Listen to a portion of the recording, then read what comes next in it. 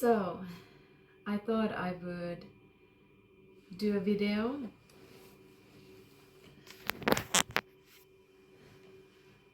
of being taken advantage of, and I have talked about this before, but in this video I would have it all in one. So this would be the official video of having been taken advantage of. So let's begin the story. So I was in high school. So I don't know what you call that in English, but I'm gonna take my glasses away as well. Actually, I can't. I have to have them on me because I'm having on my paper here stuff that I want to mention in this video. So I was in high school, 16 years old.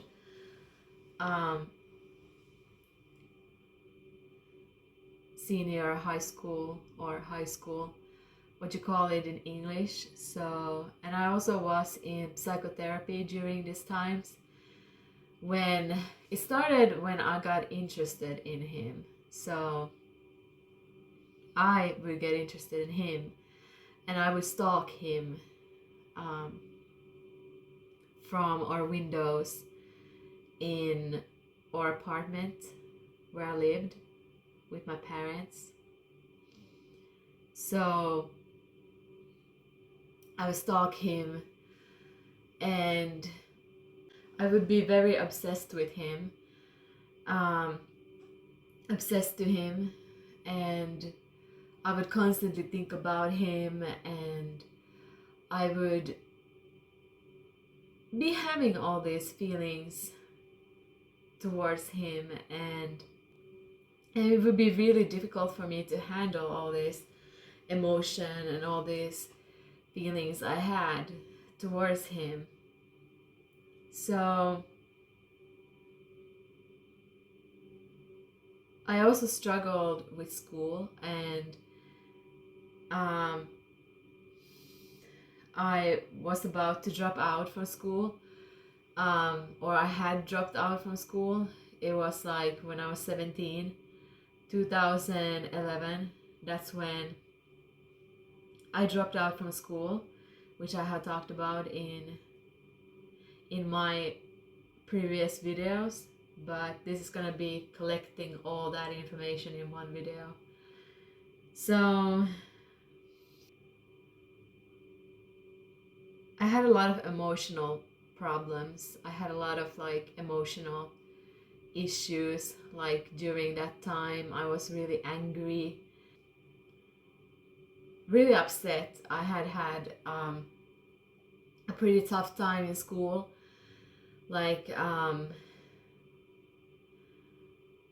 struggling with school a lot. So I have an own video for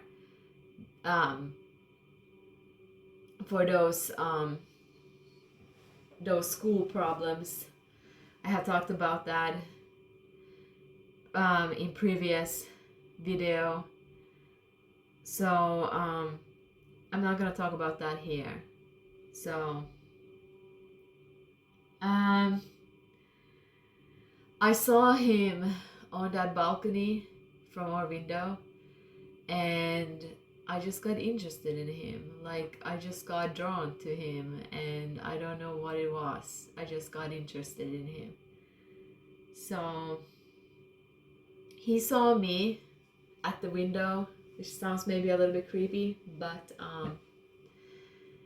yes, and then he saw me outside as well with the dog, because I had a dog.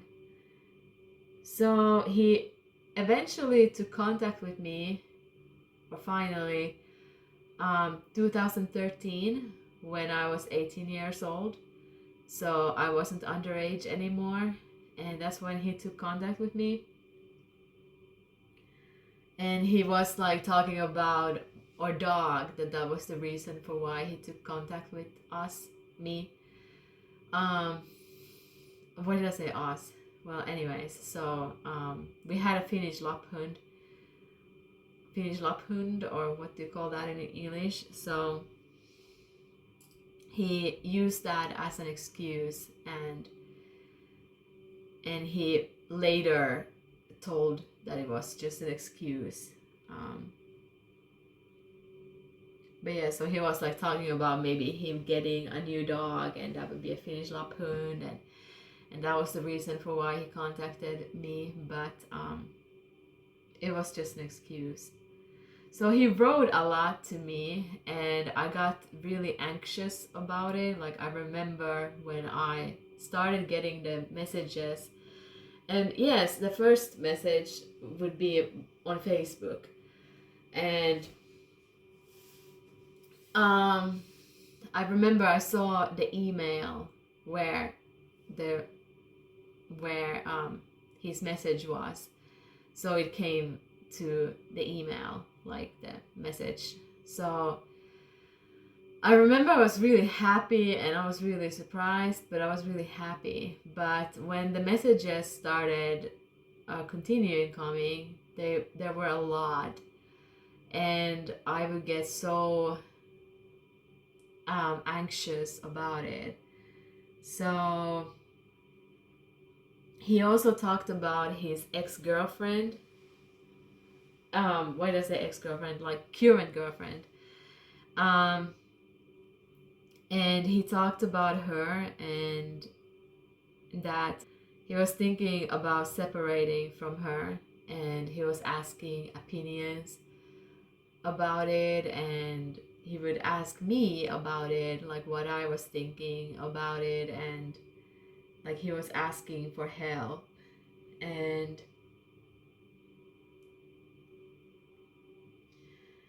yes, then I started the school.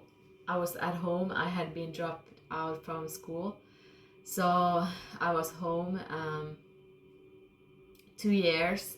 So now I would return to school, and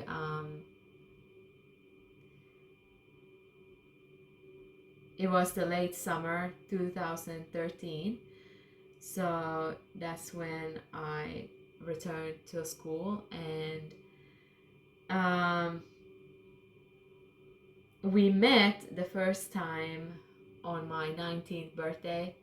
So that would be the autumn, September 13th. I think it was a Friday, 13th, when we met for the first time, and it was my 19th birthday, so I was turning 19. So I remember how I walked on that street to where we met, and it was in the forest next to my apartment building where I was living, so, or my parents and my apartment building. So it was in a dark forest. That's where we met for the first time, and he was a lot talking about how he wasn't a cheater, and he wasn't for one night stands, and he was a loyal man, and he would talk about this stuff a lot on the first meeting. But yeah, so we hugged as well, and we mostly talked, and it was him mostly talking during that time when we met. So it was late at night, and I remember I was tired and I was about to cancel it, but I went and we met, and he was a lot trying to get me to meet him, and I was against this, but I eventually went and met him. So he also tried to get me to his work. So he was a lumberjack, or what do you call that? And he was a caretaker as well, or janitor. I was trying to find these English words for what he was working with, but like he did some small stuff like caretaking, like not a caretaker like that takes care of kids or anything like that, but buildings and stuff like that. So that type of caretaker. And lumberjack, like he was working with trees, so cutting trees. So that was his occupation and his jobs. And he would write to me from his job, from work as well, like a lot of messages. So but yeah, so it was late at night when we met, but yeah. But yeah, so he tried to get me to his work, and I didn't go there, but he tried to get me to go there, and he would just try to get me to meet him basically. Um then I remember at some point I got a message from his girlfriend or his ex-girlfriend. I think it was that they were supposedly separated already at that point, I think, when we met the first time.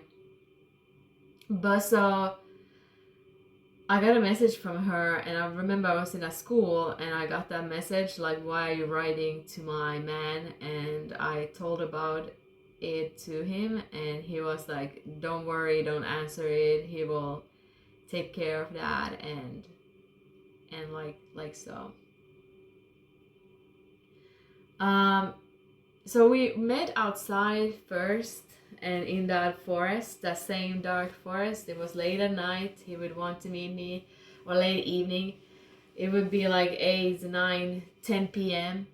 ish. So that's when we met, and it would be outside. And then later we would start meeting inside, and it wouldn't be his apartment, but it would be like places like the saunas, dressing room, or like where you like changing room, or what do you call that, like, so not in the sauna, but next to the sauna, that room, place where you change clothes. And so that's where we would meet, and that's where it would like become more intimate, like what we did or what he did to me. So more kisses and kissing, and I think he tried to turn me on, like he tried to get me to be ready for sex basically. So now thinking about it, like later, like I think that was the thing. um then we would meet in the car, and um, he would want me to come like a little bit more far away. So we would meet in another forest, and that's where he would park his car, and we would be in that car or outside of that car.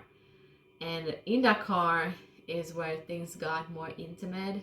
And once he would just like, he was a lot of times asking like, did he do the right things, and did he do something wrong, and he was asking a lot. But that one time he just pulled my t-shirt, and then he saw my breasts, and then he would suck on my nipples or kiss my nipples, and he would do all this stuff. And yeah, basically that would be it. So it was more intimate stuff happening there in that forest.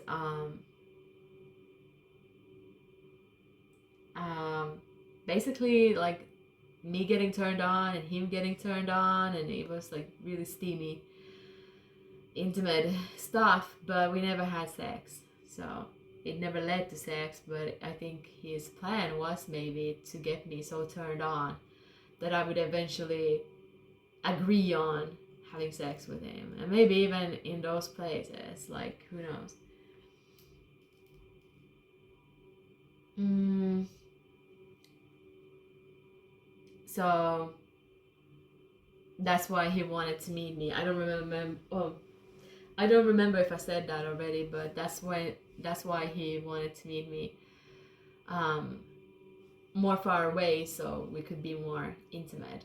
And um, in that car or in that sauna's changing room or dressing room, and so I was the other woman, and this is the joke of the story. So it was really confusing. He had two sons. I could mention that already. Um, and they took contact with me too, and he made them hold a note where it said like, when are we gonna meet? And they looked terrified. Like they looked like they would have been kidnapped and forced to do so. And but like, when are we gonna meet? And so he had his sons involved in this as well. And that's why I thought I was the only one there in that story, and that his girlfriend was his ex-girlfriend already. But I don't know how he did this, and I'm really confused still today of what was going on, and I would like some closure, I guess. But I'm not gonna get it so right now. But yeah, then I got blocked to these sons, but they would write to me before this, and we would have a chat, not WhatsApp, but another chat where we talked and chatted, and that's where his sons would also write to me, and it was really creepy. it was quite creepy. Like all of this was quite scary. So but yeah, I got blocked to them on Facebook, and then he had his Facebook profile, but then he would block me as well, or I would get blocked to his Facebook profile, and I would do a new profile, and I would stalk from that, and that's where I could see his stuff still, and that was public, and it was just a lot of confusing stuff basically happening. But then I saw his ex-girlfriend talking about like I just noticed or I saw this stuff like her talking about like his mother being like, I don't know what that is in English, I didn't check that thing out, but anoppi in Finnish. But so like a word for like, I don't think I have mentioned this before. So that thing, that mother's name when you are engaged or when you're married to someone, so that mother becomes anoppi. I can check that out online actually, but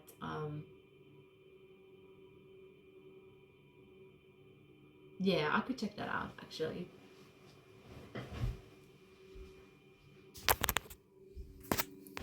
So mother-in-law, so she would call his mother-in-law, and that was really not that was really awful to read, or like I was gonna say nasty, but it was like really really uncomfortable reading. So I would get this information from stalking on Facebook, and they were so dumb, but like but so he would be she would be engaged to him, and this is what he would do to me. He was talking about having a ring as a symbol, and that would symbolize our commitment to each other, or like that we are together, but that we don't have to have it on the finger. We can have it like, or I can have it in a necklace or something like this, and it's just a symbol. So I would see her having a necklace and a ring. So but calling his mother-in-law would like get me to understand that they were engaged. So I have never got it confirmed, but I suppose that they were also having the same commitment that he tried to get with me. So he didn't get it with me, but he tried. But so we come to the next thing, and that is that he cheated on me. And we never had sex, so no wonder that he cheated on me. But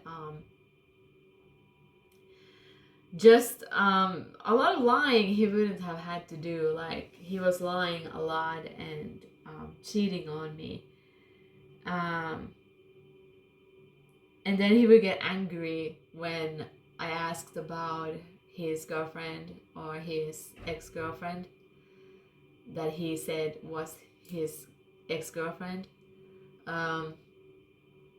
When I asked about her, he would get angry, and he had a lot of aggression problems. So, and jealousy. He was really jealous of me, and I think this always, when you hear these stories, they are quite similar. Like, it's always the man being a cheater, and they're lying, and then they're accusing you of lying and cheating, and they're aggressive, and alcohol, and so it's the same story here. Like, he had problems with alcohol. Like, when he drank it, he would get aggressive. So he didn't drink. He said this, told me that he didn't drink because of that reason. But obviously sometimes he drank because I got to know that he was aggressive, and it just didn't suit him, the alcohol. He told me that, and I noticed it as well. So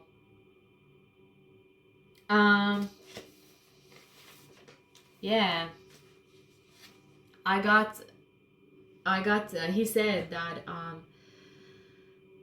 I got to know, and he said that his ex-wife would have been a psychopathic narcissist, which, now thinking about it, now we come to the fun part where I can just chill. I got all the information said. So honestly, having talked about this story a lot already, at this point, I'm starting to honestly, like, I'm just being honest here. I'm not lying at all. Everything that I say is true. Like, I don't lie, and I just, what I experienced, this is what I'm talking about. So honestly, I now think that it might have been true that she might have been a psychopathic narcissist. But why was he acting like one? And that's why it was so suspicious. Like, he was acting psycho with his Facebook profile, several Facebook profiles, and blocking, and or somebody blocking. I don't know. He said it was his ex-wife that did it, but I don't know. And that she was psychopathic narcissist. But then his sons being, him taking care of his sons, so it would make sense if she was the psychopathic narcissist. But why was he acting so psycho? So he was acting so aggressively, and so I honestly thought that he was lying, that it was him being a psychopathic narcissist. And this is what I talked about online, because I thought it was him because he acted so psychopathically. Like, he was aggressive, he was accusing me of cheating, though I wasn't, but I was having feelings for two males during our time. So one was this another caretaker who was also over 20 years older than me, and another one was a student in the same class, actually, as well, in that school I was in. It was the second year. I was 2 years in that school, so it was on the second year I got feelings for him. So I cheated like this emotionally, but I never cheated physically. And I have talked about this. I'm still a virgin. And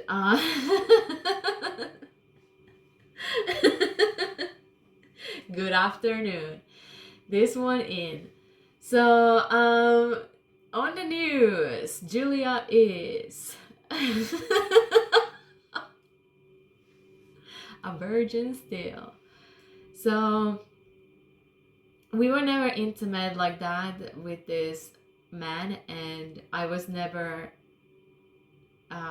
cheating on him either, and I still haven't been intimate with a man like that. So, it makes me a virgin. So, I was a virgin, and he accused me of cheating on him. So, and once this would happen, so he was accusing me like that he had seen me in a city with someone like on the street, like with a man, like it looked like me, and he was so sure it was me, and he was like accusing me of that. And I was in my pajama, like literally, and I had been home the whole day, but he accused me of done something like that to him, and he was really upset. And he had his car parked to an apartment building close to mine, and he was threatening to drive inside the apartment building, my apartment building's wall, and like he sent a picture of that. So he would have this he was really impulsive, like he had his impulsive reactions, and I guess he didn't want to get cheated on, but he told me that he had been cheated on in his past, which could have been true, but I'm gonna check the camera that's still rolling.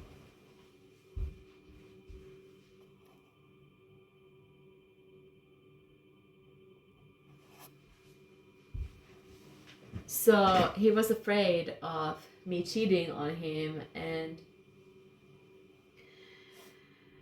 which was understandable, but I don't know, I guess he was cheating on me.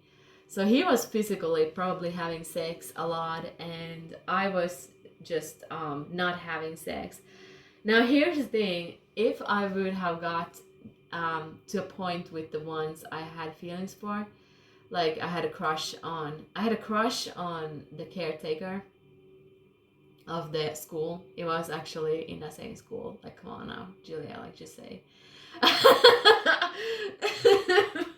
He was married, okay, and he had children. So, but yeah, so I on the first year when I was there in that school, I got feelings for him, and then the second year when I went to the arts class, I got feelings for a man in that class. So, and I fell in love with him. So I had a crush on the caretaker, and I fell in love with the student. But I never told them, and I don't know if I showed my feelings either that well. I had a lot of self-esteem issues during those times. Like I had a lot of like BDD, like body dysmorphic disorder. Like I thought I looked more ugly than I was actually. And I used a lot of, well, not a lot, but I used a makeup and like mascara and concealer only, but it changed my appearance. So I used makeup during those days still, and yes. So